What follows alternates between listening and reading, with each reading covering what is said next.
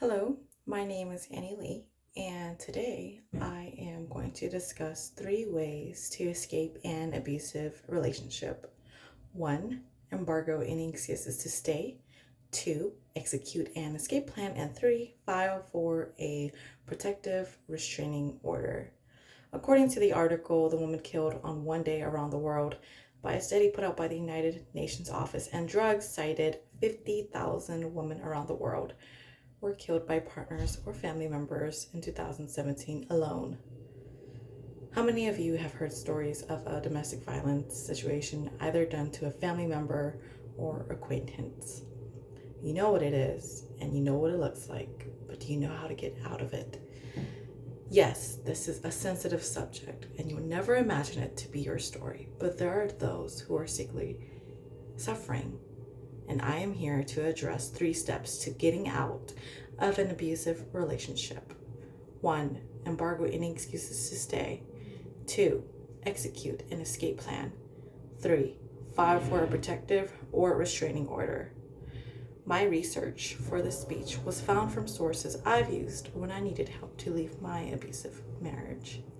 I've read No Visible Bruises by Rachel Louise Snyder, Why Does He Do That by Lundy Bancroft, and sources within these 2 books that pointed out red flags that paved the way to a healthier outcome, one that will require you to cut that individual out of your life.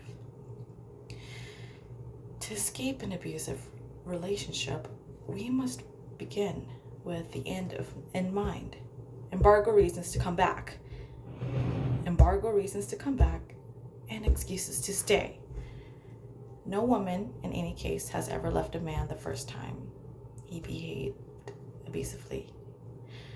By the time she moves to end her relationship, she has usually lived with years of verbal abuse and control and has requested an uncountable number of times that her partner stop cutting her down.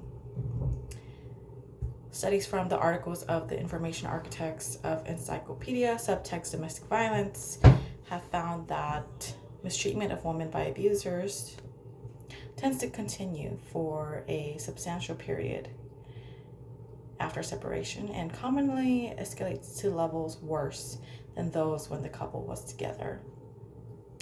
The overwhelmingly majority of incarcerated men today first witnessed or experienced violence as children in their own homes, and children who grow up in violent homes are far greater risk for developmental disorders. If you can grasp your mind around these statistics and I'm ready, then here are factors to consider for an escape plan. 2. According to sources from the book No Visible Bruises, shelters saved undoubtedly many thousands of women's lives and continues to do so today.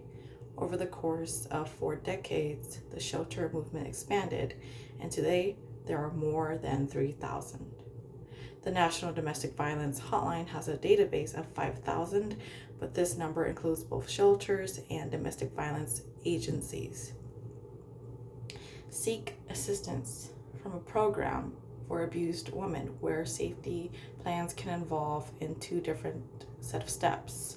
One for increasing your safety while living with your partner, and another for when you decide to leave that individual. Lastly, cooperate with the prosecution unless it is too dangerous for you to do so. Hundreds of thousands of women per year succeed in obtaining orders of protection from the court. Many states now mandate the police to arrest abusers in domestic abuse cases, and district attorneys often are diligent in pursuing convictions. Avoid dropping a restraining order. Courts will develop prejudices against women who seek restraining orders and then drop them. Stick with it through the whole period. Police and prosecutors can look negatively upon a woman who does not want to go through with testifying. Advocate for yourself. If the prosecutor is considering a plea bargain, demand to be included in the process. Today, we have discussed steps to leave an abusive relationship, from embargoing and excuses to stay, escape plan, and filing a protective restraining order.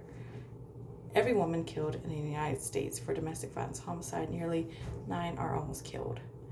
Many victims are about 85% females, women, and girls.